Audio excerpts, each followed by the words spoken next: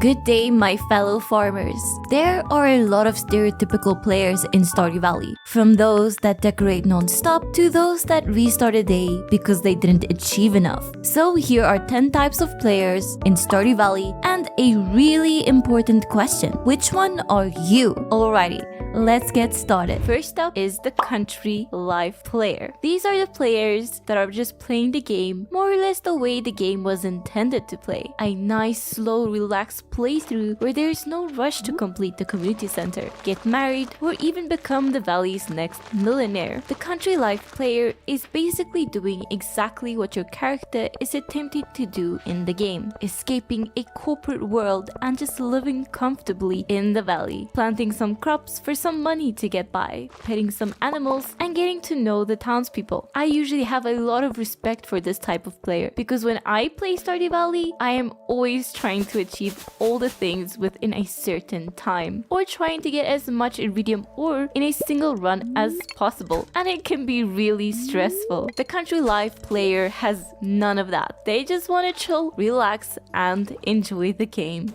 The country life player should not be confused with the confused player, and I have to admit, this used to be me. On my first ever playthrough, I played the game for 3 entire years, and I had no idea the community center was a thing. I have no idea what I actually did on this playthrough, but I was not being productive at all. I have my small little farm and some upgraded tools, but I have never once set foot in the skull cavern because I never completed the vault bundle. I also didn't know how to feed my animals, so they would just starve until I upgraded my farm buildings until the deluxe tier. Yeah, I was pretty confused. Stardew Valley is a game without a tutorial. There is no basic tutorial phase to the game where the mechanics of the game are being taught to you. So as a brand new player who has never watched a video or read a guide will be pretty confused, and it is to be expected. At least this game slowly introduces new mechanics to you through the community center, so you don't usually get overwhelmed that much right in the beginning of a new playthrough. While some players might look down on these types of players,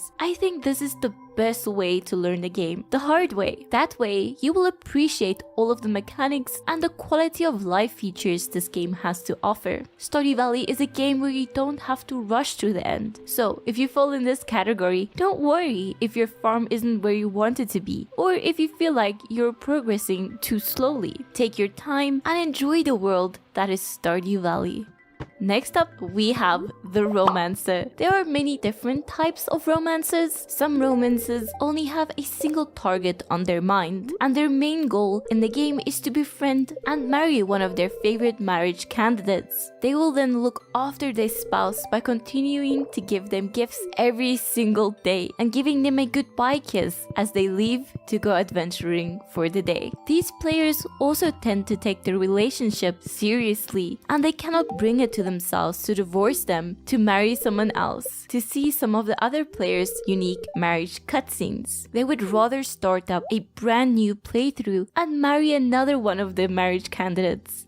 Then you have the romances that want to and will marry every single one of the marriage candidates within a single playthrough. There is a very unique and rare cutscene that will only trigger if you're currently dating every marriage candidate at the same time. Not many people have seen this cutscene because, well, who just goes around dating everyone? Well, for this type of romancer, that is just the first goal. Eventually, they will marry everyone, divorce everyone, and erase everyone's memory to do it all over again. And if you are playing on PC, you can download the multiple spouse mod that will allow you to marry multiple people at the same time. Either way, the romancer has but one goal: to conquer the bachelors and bachelorettes of Stardew Valley. Romancers will put much more thought into naming their children instead of just auto-generated names like I do. Instead of Bob, they might name their children Charles III or something modern like Rain.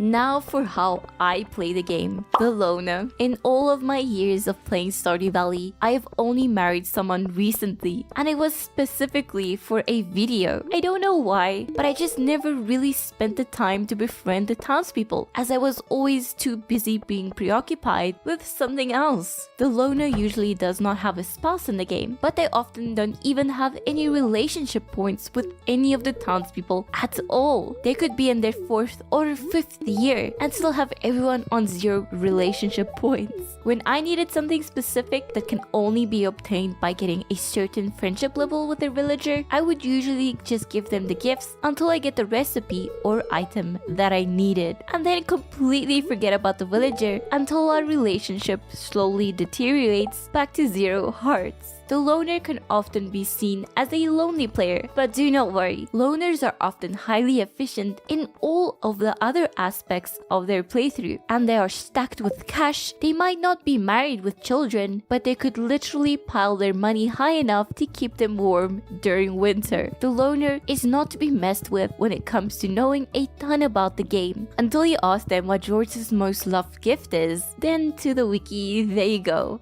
And lastly, we have the rancher. The rancher is a player that absolutely loves animals and doesn't just use them for money-making purposes. They take ranching seriously, and they often have multiple coops and barns filled up with all of the different types of animals in the game. In my current main playthrough, I have 1 coop filled with rabbits just for their rabbits' feed, so that I can easily give them as gifts to the villagers. And I have 3 barns filled with nothing but pigs for money-making purposes.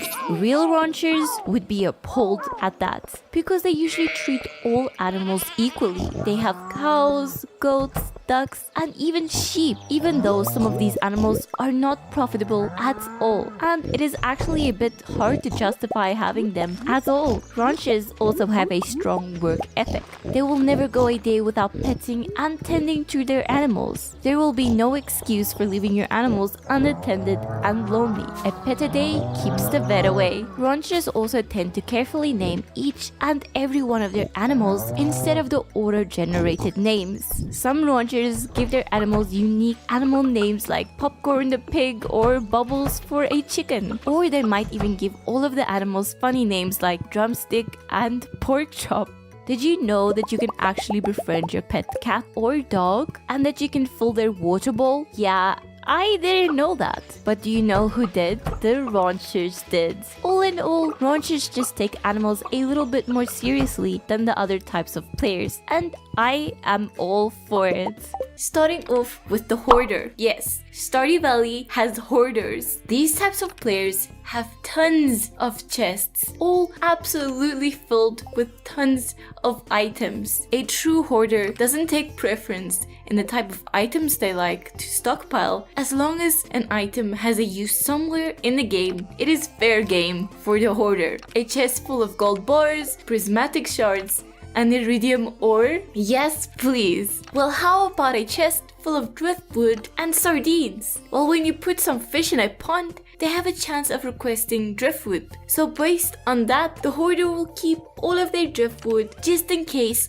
they might need it in the future. There are also 2 types of Stardew Valley hoarders. You get the organized one that has specific chests for specific items and knows exactly where everything is. And then you get the hoarder that just dumps things in the closest chest. You can say what you want about the hoarder, but when they get a sudden quest for an item or have any need for something, you know they will have it somewhere in a chest. Next up, we have the MOD Junkie. You know who I'm talking about. These players can easily have 50, 100, or even 200 mods installed. If anyone else booted up a new playthrough on their systems, you would hardly even recognize the game anymore. The modders love the creativity and variety of mods and are always on the hunt for another mod. Some MOD junkies only launch the game to test the latest mod that they just installed. You truly can get a completely different experience from Stardew Valley when you install enough mods. At some point, the MOD Junkie will have so many mods that do so many things that might even struggle to determine what is a mod and what is actually included in the base game. They even have mods that add stuff to other mods. If you are playing on PC and haven't tried out any mods out yet, you should definitely give it a try. You can start simple, like trying out the scythe harvesting mod or playing on the expanded mod. If you are looking to become a mod junkie, here is some advice that any mod user has for you. Make a backup of your save file and make multiple backups. Save files are small, so rather be safe than accidentally corrupt your save file. You never know if mod number 346 will be the mod that destroys your save file. Be safe, modders. Now we have the money makers. And this is definitely where I fit in best. The money maker only has one goal, and they will sacrifice everything to get to it. Yes, I am talking about making money. The money maker won't do anything unless it directly makes them money. So they often don't have time to make friends around Pelican Town. They also have no shame in digging through trash cans for extra items to sell. They will chop down every tree in the game without any care for deforestation. It is quite easy to spot a money maker. Just ask these questions. Do you have a barn full of pigs? Is your entire greenhouse or ginger island absolutely full with either starfruit or ancient fruit? Do you have more cakes than you can count? If all of those questions were answered with a yes, you know you have a moneymaker on your hands. I definitely see myself in this category. I mean, I got married for the first time just this week, and I've played the game for over 400 hours. What was I even doing for all of those 400 hours? Well, I was out making money. If you are a fellow moneymaker, consider checking out my Road to a Billionaire challenge and give me some tips and tricks. I really need them. Next up, we have the min-maxer. These players are similar to the moneymakers, but they usually have a set of challenges and goals they try to achieve. The moneymaker has no problem sleeping at 8 AM to get their wine ready, but the min-maxer always sleeps exactly when he means to, and that is probably just before 2 AM. The min-maxer usually employs a certain strategy. In Stardew Valley, your game is only saved when you sleep. If you quit and enter the game before sleeping, you will be effectively restarting that day all over again. The min-maxer has absolutely no problem playing out a day, and if it doesn't go exactly to the plan, they will reset that day and try again. They will continue to do this until the day ends perfectly.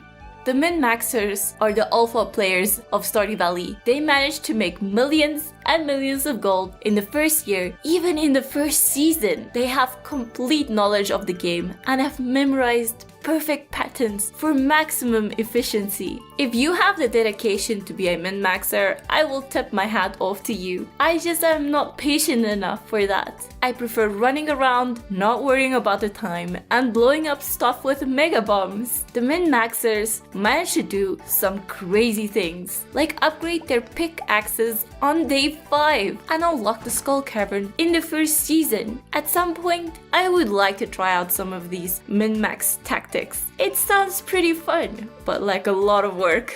Now let's bring the intensity all the way down. Next up, we have the Decorators. I wish I could be this type of player. The Decorators take extreme pride in the originality and beauty of their farms. They could spend hours and hours decorating a small piece of their farm until it looks absolutely perfect. I've seen some amazing farms and decorative spots on Discord and Reddit, and it always impresses me. Sometimes I just sit and stare and wonder how they even come up with that. The true decorators of Stardew Valley have planned out their farm layout and design from day one on a new playthrough. Slowly as they build up their farms and progress through the game, their design and vision all come together like a bang, and it's usually a sight to see. The decorators can be so dedicated that they would spend hours on the Stardew Valley planner website just perfecting the placement of everything to be symmetrical and just pleasing to the eye. I am probably the opposite of the Stardew Valley decorator. I wish I had the patience to create a truly beautiful farm. Unfortunately, my farm isn't that pretty to look at. So check out some of these farms from the farm review of Stardew Valley subreddit. Just look at these farm layouts. They are so incredibly symmetrical and just make sense. And those are the 5 types of Stardew Valley players. Which do you identify with? And what types are missing from the list? I think there's probably an infinite amount of players like the completionist, a player whose goal is to get 100% true perfection, and the speedrunner. You also have the all-rounder that just wants to have fun with every part of the game without going too extreme, and many, many more. And that's it for the 10 types of players. Which one are you? And also, if you enjoyed this video, please leave a like, and hey, why not leave a subscribe too? Anyways, I will see you in the next video.